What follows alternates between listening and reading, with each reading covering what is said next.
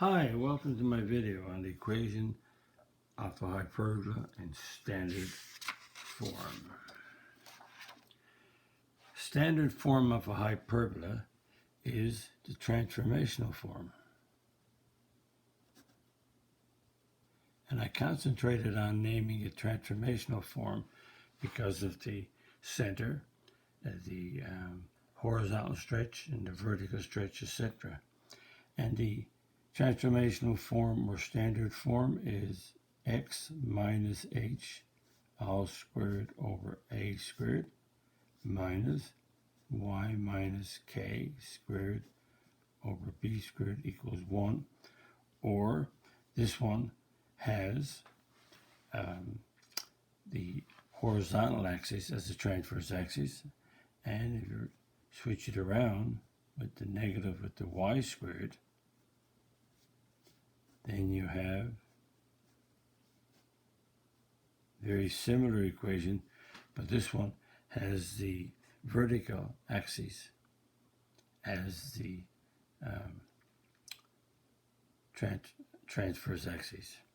Find the standard form of the hyperbola for each of these. Let's do some now and see if we can find them. The center is 0, 0, so that means that h and k are 0. So we have the transverse axis as horizontal, which means we have x minus h all squared over a squared minus y minus k all squared over b squared equals 1. So we have the center is 0, 0, so we have an x minus 0 all squared. A is 3, so a squared is 9 minus y. K is 0 squared. B is 2, so that's 2 squared is 4, 1. So the equation is x squared over 9 minus y squared over 4 equals 1. That's the transformational form, or what we call the standard form. Number 2, the center is 1, negative 2. The transverse axis is vertical, and A is 4, B is 7. So that's H, and that's K. So we have a transverse axis is vertical, so we go with Y first. So it's Y plus 2 squared over B squared is 49 minus, that's 1, so this is x minus 1 squared, and this is a squared, which is 16, equals 1. Because the transverse axis is vertical, therefore the y goes first positive and the x is second. Okay, that's 2 done. Let's try some more examples. We have vertices of negative 2, 3 and 2, 3. Asymptote is y equals a half x plus 3. So just draw a little graph of this. The vertices are x is negative 2, y is 3. So let's put 1 there. And the other one is x is 2 and y is 3. That's your vertices. And the asymptote is a half. Now that's, the asymptote is y equals a half x plus 3. So the vertices are on the transverse axis. So I'll write down the transverse axis is, notice that this is horizontal, because the vertices are on the transverse axis.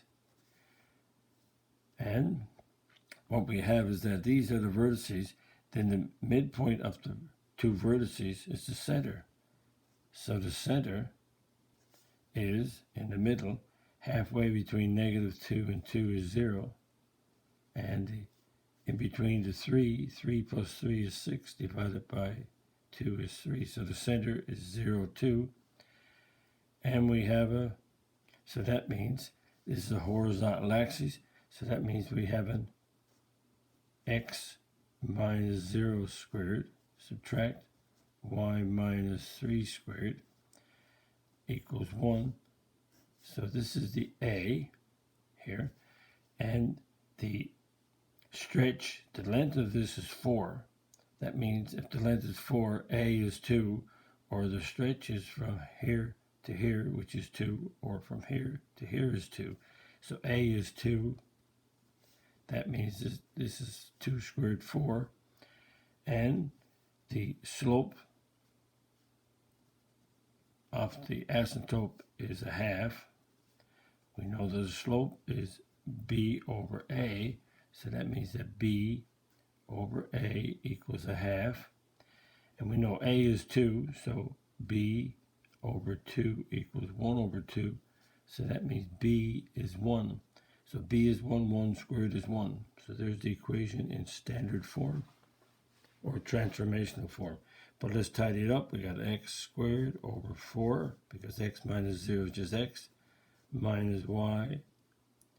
Subtract 3 squared over 1 equals 1. Now this over, we could have just x minus 3 all squared. Don't have to have it over 1.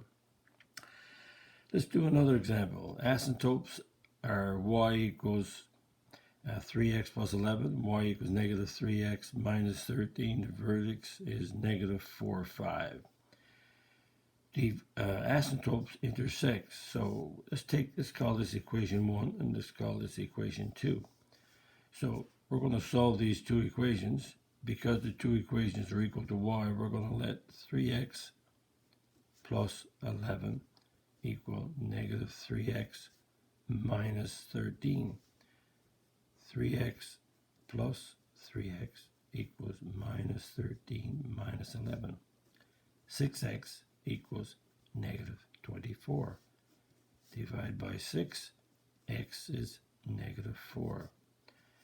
And if x is negative 4, let's sub in x equals negative 4 into, make that into number 1. So y equals 3x plus 11. X is negative 4. Negative 12 plus 11 is negative 1. So that means that the asymptotes intersect at negative 4, negative 1. And that's the center of the hyperbola, which is negative 1, negative 4.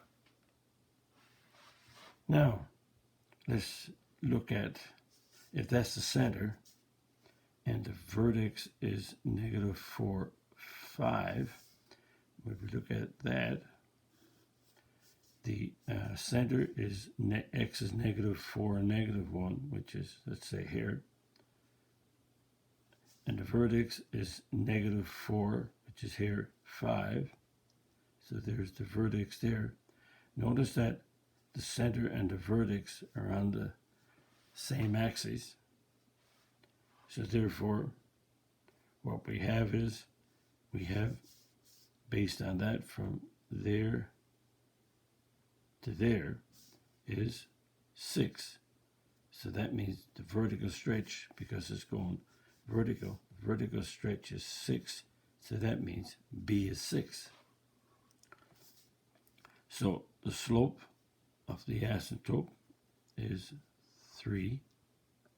So that we can make it 3 over 1. So B, the slope is B over A. So that means B over A equals 3 over 1. But B is 6. So 6 over A equals 3 over 1. Cross multiply. 3 times A, 6 times 1, divide by 3. So that means A is 2. So now notice that this is vertical. So that means the transverse axis is vertical, because the vertices is on the transverse axis, and that's the center, so that's vertical. So that means the equation is, the center is negative 1, so it's, because it's vertical, y plus 1 squared, and x is a minus, so it's x plus 4 squared equals 1.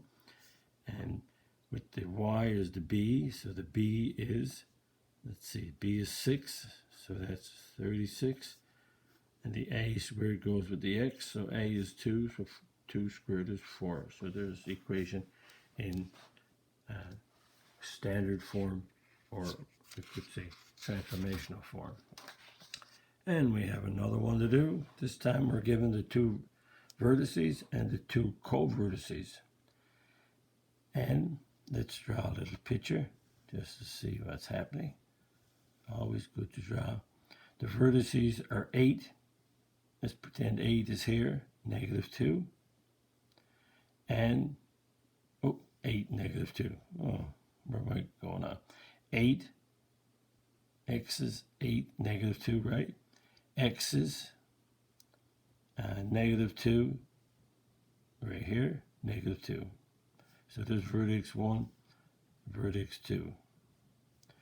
So the vertices are on the axis of transverse, so the transverse axis is horizontal. So the transverse axis is horizontal. Now let's do the co-vertices, because co-vertices, so if the vertices are on the transverse axis, that means the co-vertices are on the conjugate axis. So 3, x is 3, y is 7. So just take an estimate. So there's one co-vertex, and the other one is x is 3, -11. So let's just pretend this down here. So that's co-vertex 1. This is co-vertex 2. And notice that this is on the, so this is the horizontal transverse axis. This is the conjugate axis, which is vertical. So that means that the center for both of these should be, the center of the vertices and the center of the co-vertices should be the same.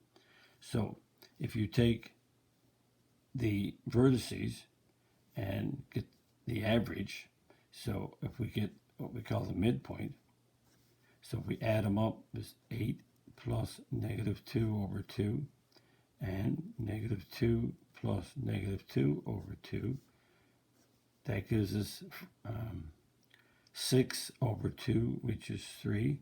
-2 and -2 is -4 divided by 2 is -2. So that's the center.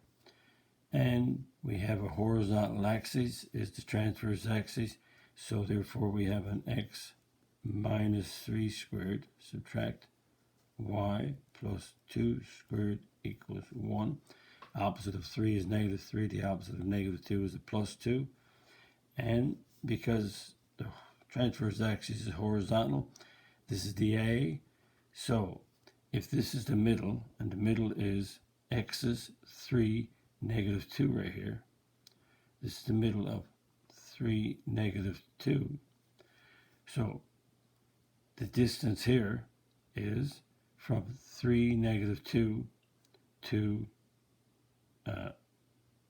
this one is 8, -2. That's a 5. So that means that based on that, A is 5.